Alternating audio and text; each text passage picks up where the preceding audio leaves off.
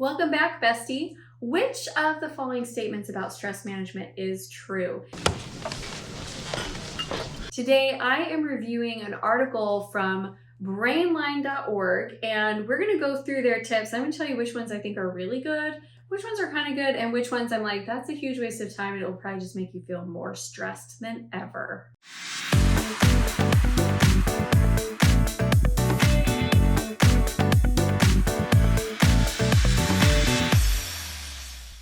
I'm Amy Walker, your biz bestie, and since you are watching this video, I'm just gonna guess that you're dealing with a lot of stress, which is totally understandable. Entrepreneurship is hard. There's a lot of pressure. You don't understand. Ugh, this is so silly. At the end of the day, like, you have to earn your own paycheck and you have to have a paycheck in order to live.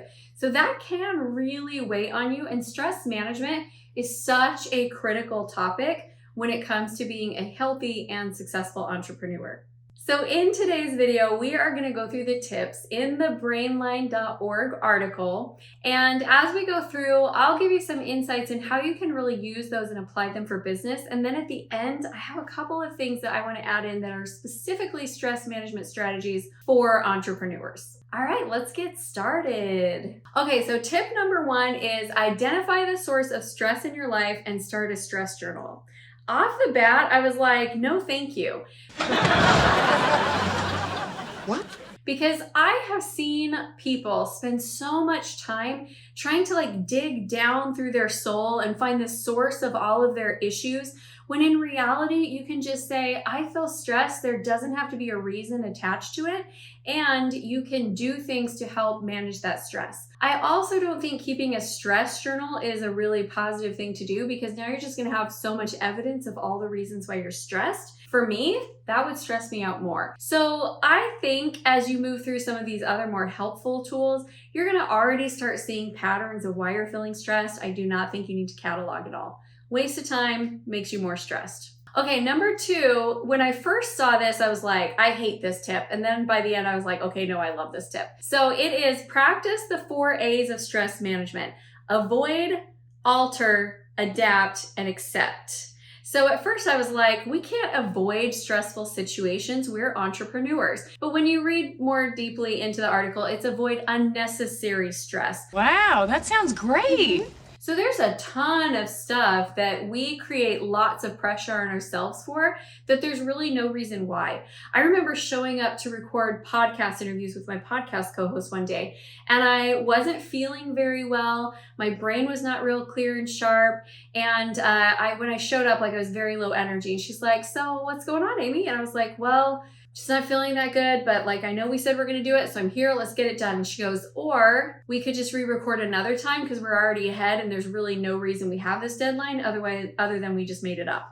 And I was like, oh, so I'm creating unnecessary stress for myself in this moment, adhering to something that I literally made up. So avoid unnecessary stress, I really like. So the second is to alter. We cannot avoid all stressful situations. We just can't. There's a certain amount of entrepreneurship that just involves intense situations and pressure. But when you can't change it, what you can do is you can alter it. So for example, when you get one of those client emails that they're not really happy with things, what are you going to do? Are you going to go in defensive, stressed out, worried? Or are you going to take a minute and you're going to breathe through it and you're going to process how you feel about it, and you're going to alter the situation so that when you go in, you can go in with just how can we fix this?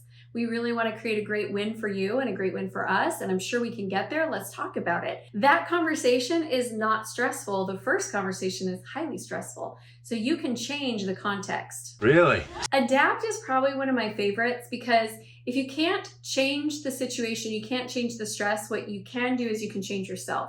So I use this a lot.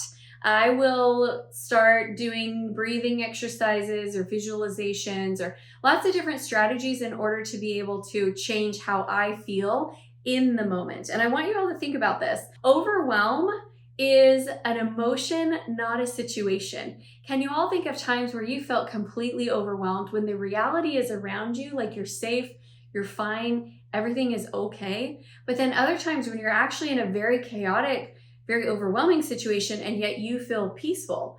Overwhelm is an emotion, not a situation. So I tell myself that, and when I'm starting to feel that, I will make changes for how I feel in the situation. Then I can come back to the situation and be more productive.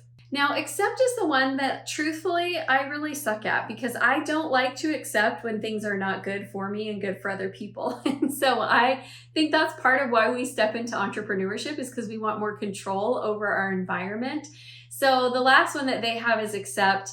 I'm sure it's good. I'm sure that there are psychologists who would say you just have to be able to accept the things that you can't change.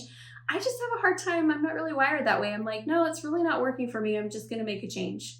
Okay, the third thing on their list is to get moving, and I totally agree with this one, a state change. When I have a lot of work to do, I will rotate between working at my desk, going and working some downstairs. I'll even sometimes go work outside. I'll work on my bed. And so that state change of moving to different places really helps me to be able to stay plugged in longer and to stay focused longer and not to feel like I'm getting antsy while I'm just sitting there. Now, what they're talking about with Get Moving is also like exercise, which is definitely going to help you with your stress level. Like it will balance out your hormones and burn through some of that cortisol and some of those stress chemicals in your body. So the exercise part, yes. I just want to add in that as an entrepreneur, sometimes even just a state change, like working somewhere different, will give you a whole new feel and perspective and help you to lower the stress level. The next tip is connecting with others. This one's really, really important. Sometimes as an entrepreneur, you feel like a silo and like you spend a lot of time working alone. You need other people. You need your biz besties. You need your accountability buddies and other people that you can collaborate with and brainstorm with and come up with ideas. And you need like the people in your life too. You need friends that have nothing to do with business and people who just love you because you are their person. So you do need connection, and sometimes we can be a little bit void of it. I hope you're loving these tips for stress management. Make sure that you stay until the end because I'm adding in my personal bonus ones for entrepreneurs only. Next is make time for relaxation. Are you giving yourself some time off, some downtime? For me, the time before I go to bed, if I'm pushing with work until right when it's time to go to bed, I wake up in the morning feeling behind because your brain processes everything that you do before you go to bed, your brain processes it while you sleep. And so then you wake up having spent the whole night thinking about those things. So I like to decompress before I go to bed. I like to unplug. I like to do something different, really get myself ready for like a restful sleep. So when I wake up in the morning, I'm ready for my day. Next is manage your time better. This is really important, but I'm going to be honest, I've been very disciplined with managing my time for a long time. And I know that a lot of entrepreneurs are kind of in one camp or the other. So if you're already really good at managing your time, this probably isn't going to lower your stress level a lot. But if you really struggle managing your time and everything feels hurried and rushed, this might be one you'd want to put at the top of your list. The next tip is to maintain balance with a healthy lifestyle. Getting enough sleep, getting out in fresh air, eating non-crappy foods. This one can be really hard when you're busy as an entrepreneur because, let's be honest, we have those days where we're trying to pack, at least I do. I'm trying to pack so much into those hours when my family's gone at school so I can be available when they get home that like there are days where I literally don't even have bathroom breaks, let alone time to go down and make healthy, nutritious foods. Well, So food prepping is one really helpful thing, or don't plan your schedule so tight. I'm getting better with giving myself a little bit more space in my schedule because I've had past years where like I would pack that thing so ridiculously full and then wonder why I couldn't like have energy to go the distance. It's like because you're not eating and you're not getting enough drinks of water and you're not sleeping enough. We really do need to set ourselves up for success. All right, last tip from the article, and then we're going to go into my specific tips for entrepreneurs. So I love this one. This one is my favorite one of all, is learn to relieve stress in the moment. So I have a couple of rules for myself. I have a rule that I don't work stressed. I don't work overwhelmed, and I don't work frantic. So when I start to feel any of those things, I will take a pause and I will reassess how I'm doing what I'm doing, and I'll do some state changes. I'll go and say I'm in power nap for the next 15 minutes or 20 minutes, or I'm going to do a guided meditation right now, or I'm going to do some yoga stretches. But in that moment when the stress is starting to come, a lot of us just push through it. And what happens is when you push through it, you're continuing to work, but with less and less and less of your magic. Like you're just losing your steam, you're losing your creativity, you're losing your ability to think clearly and rationally, and you're just going through the motions. So while you're working harder, you are not working more productive. Stress is detrimental to your logic. So just pause and adjust how you feel, and then you can get right back to it. But I guess that's normal. And now my tips specifically for you entrepreneurs. Number 1, have you set a job that you could ask someone else to do and expect they'd be able to do it well? Or have you given yourself an impossible job? I do this where when it's a job for me, it's like impossible, but I would never ask anyone else to do it. And if I give that job to someone else, I create it in a way that I know it can be done. Flip that and do it for both of you in a way that you know it can be done, and you'll experience so much less stress. And in reality, you will get more accomplished. Trying to do the undoable just leaves you struggling in inefficiency and producing subpar work for what you're capable of. My next tip for you is to be at peace within progress. This was one of my hardest lessons to learn my first year in business, because I love a good checklist. I love going through and like checking off all the things I got done, and at the end of the day feeling like it is done, I have accomplished.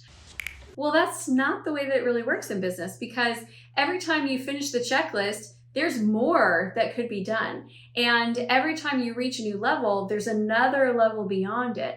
So literally, since I started as an entrepreneur, I have been a work in progress for something all the time. And I've had to just learn to be at peace with that. When I have people come and work on my team that maybe have worked in like corporate before, but they haven't worked in entrepreneurship, this stresses them out too, where they're like, but it's just like, it's never done. I'm like, I know, we have to be at peace with being in progress. That's just the way that it goes as entrepreneurs. If you are digging these tips, make sure that you hit the like button and subscribe to the channel, hit the bell notification so you can get notified every time we release new content. So I shared with you my rules for I don't work frantic, I don't work overwhelmed, and I don't work stressed. I also have a mantra that I use that really helps me a lot. And here's how it goes. You can borrow it if you want. I'm in business for the marathon, not the sprint. Businesses are not made or broken in a day, a week, a month, or even a year. It's the consistency over time that builds my success. I am doing my best, and my best is enough. I use that mantra when I start to feel myself slipping down into working frantic or working stressed. I'm like, nope, pause, mantra, reset, and then what do I need to do? Do I want to breathe? Do I want to meditate? What is that going to look like for me to be able to get back on track? Now, if you are struggling with a lack of the right community in your business and you want more support, you want more like-minded people, come join us in our private Facebook group, Acquire. I do live trainings every Monday. We can answer questions and you get to engage with a lot of really cool people from all over the world. I hope to see you there. All right, so we've talked about stress management today, and the next video that I want you to go watch is what is the foundation of a successful business? All right, my bestie, thank you for being here, and I can't wait to see you in the next video.